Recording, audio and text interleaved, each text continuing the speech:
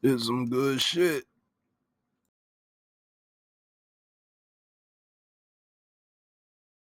What's the deal? What's the deal? What's the deal? Welcome back to the Smoking Buzz channel. It's your boy New Jersey Preem, and today we're doing our predictions for Wrestlemania 41.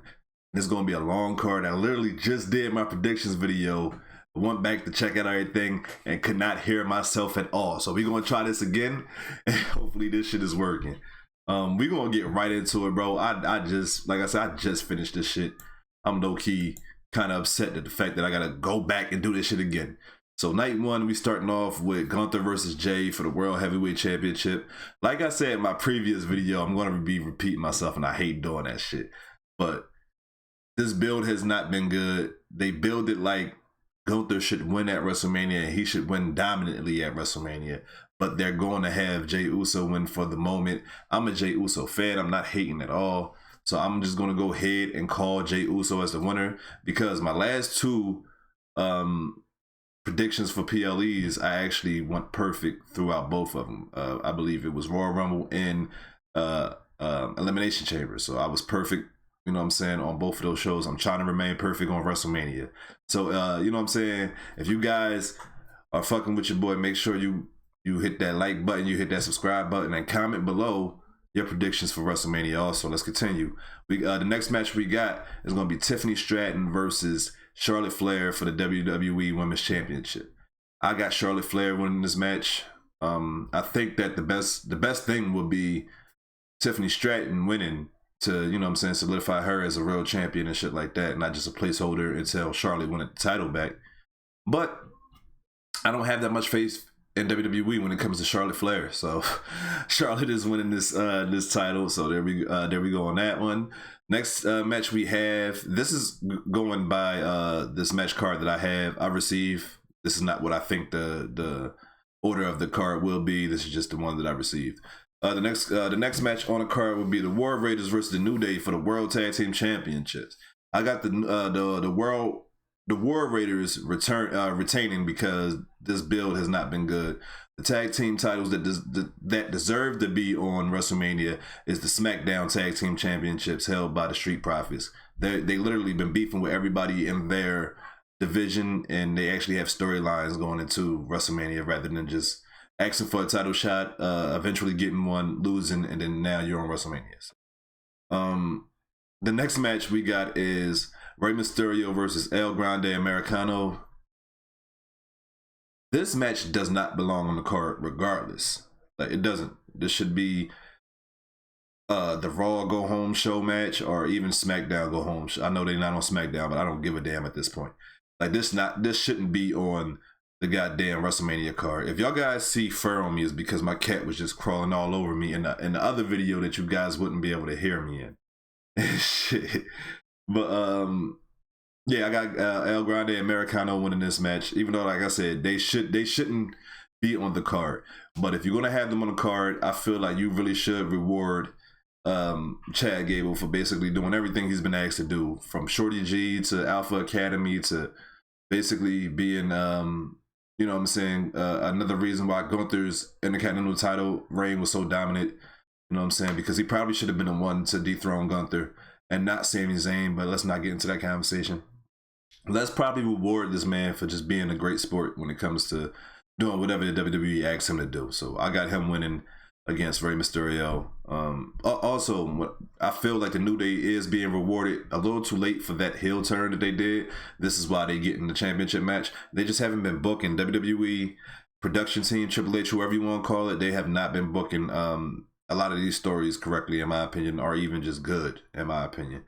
The next match after that will be my favorite match, the match that I'm waiting on the most, Jade Cargill versus Naomi. I think this is the best story leading into WrestleMania.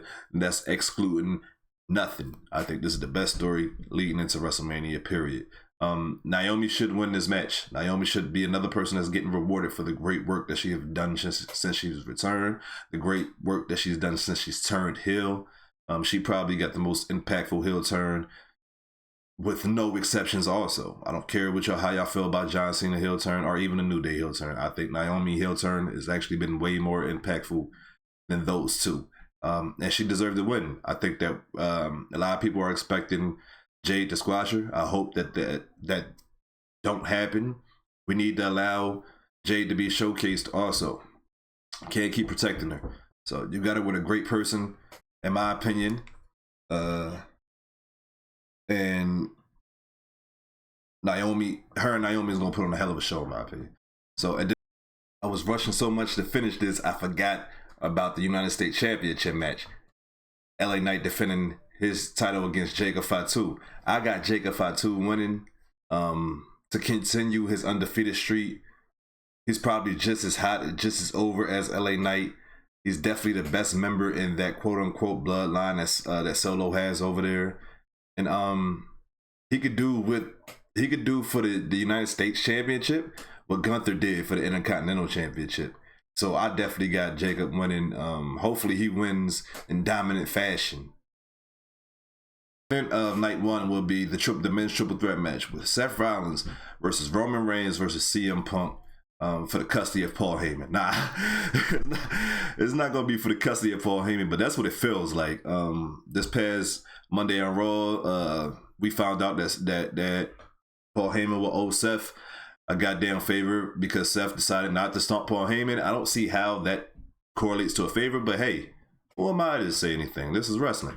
So I got Seth winning this match with Paul Heyman help, though. With all that shit being said, I got Paul Heyman turning on Roman Reigns and CM Punk to help Seth Rollins win this match.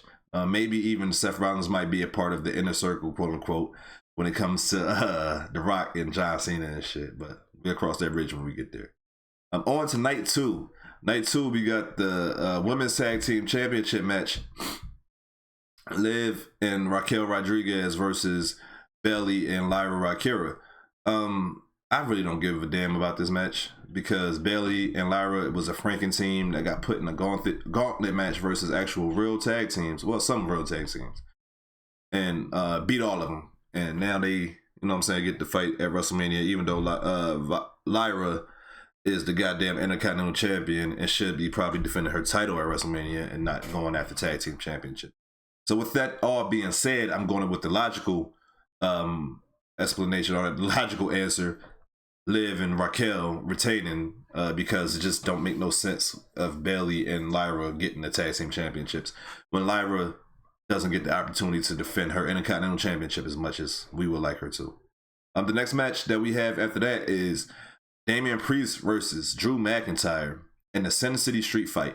Now, I've been saying about this goddamn match and Damian Priest in particular that I feel like y'all forcing the hate when it comes to that man. I think he's great in the ring. I think he's okay on the mic. He's really good with anybody that you put in the ring. Remember, this is the guy that made Bad Bunny look like a professional wrestler. He's great. I think a lot of this shit is forced with him. I think he was really good with his world title run and everything. Him and Drew is going to have a great fucking match, in my opinion. And I think that Damian Priest should come out as the victor in my eyes, whatever. The match after that, we got probably the match that's going to steal WrestleMania, if definitely going to steal night two, which is the Fatal 4-Way for the Intercontinental Championship. The champion Brian Breaker versus Dominic Mysterio versus Penta versus Finn Balor. So in my last video that you can't hear the sound, and I'm gonna keep talking about that bit. But in the last video that you can't hear the sound in, I picked Dominic Mysterio. I was actually working my way up to picking Penta, but it just dawned on me like, no, Dom is gonna win, and he's gonna pin Finn to win. Some people call him Pin Balor instead of Finn Balor, but he's gonna pin Finn to actually win the Intercontinental Championship. That just popped in my mind during the last prediction video that I did or whatever. So I got Dominic winning this match so Brian Breaker could enter the World Heavyweight Championship scene, regardless of who won that match, whether it be JR Gunther. And I said before, and I'll say this again, if Gunther does win, it kind of solidifies that championship a little bit more. You know what I'm saying? Kind of solidifies him as a great champion a little bit more when you beat the hottest babyface in WWE or whatever.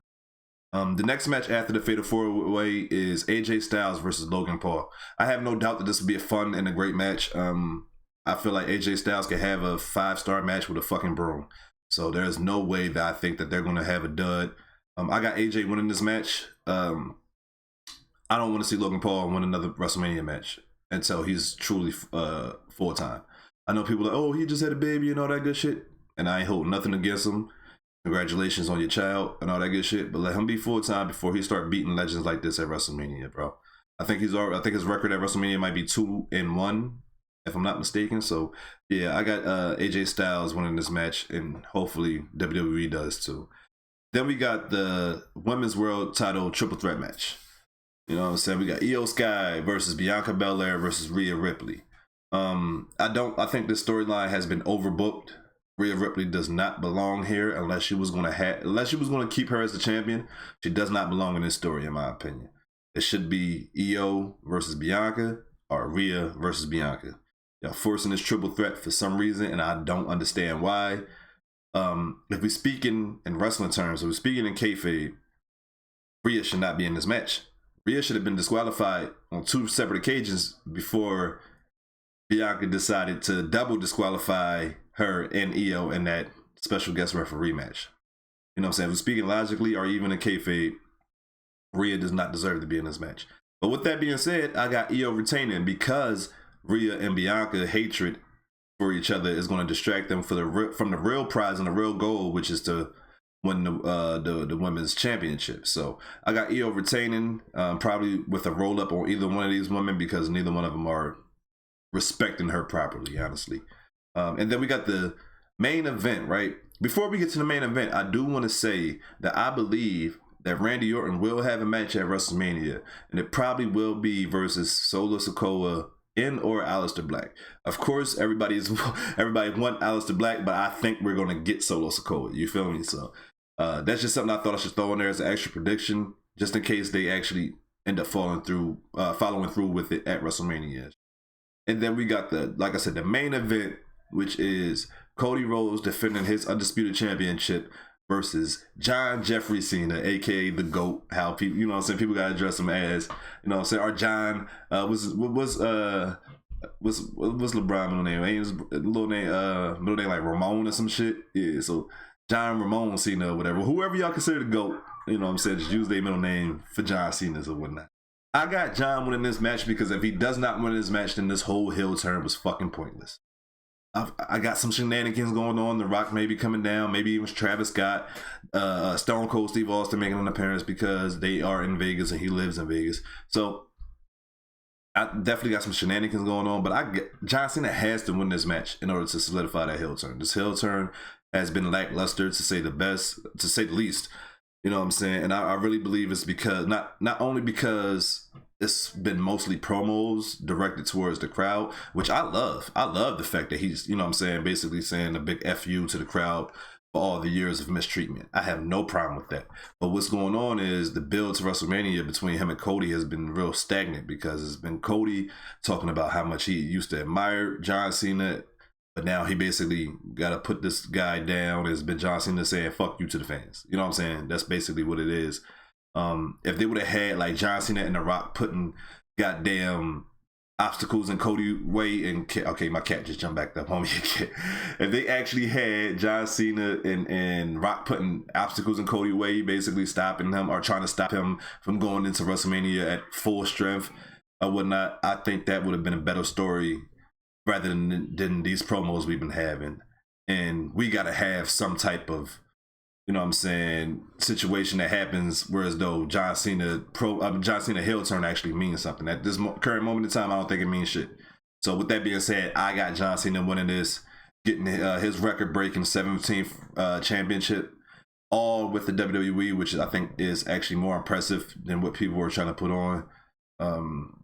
Yeah, and maybe, you know what I'm saying, well, we already know that Backlash is already booked between him and Randy Orton, so there we go. I think that if you guys made it this long, make sure y'all, you know what I'm saying, put your predictions down below. Y'all like, y'all comment, y'all subscribe, y'all share, all that good shit.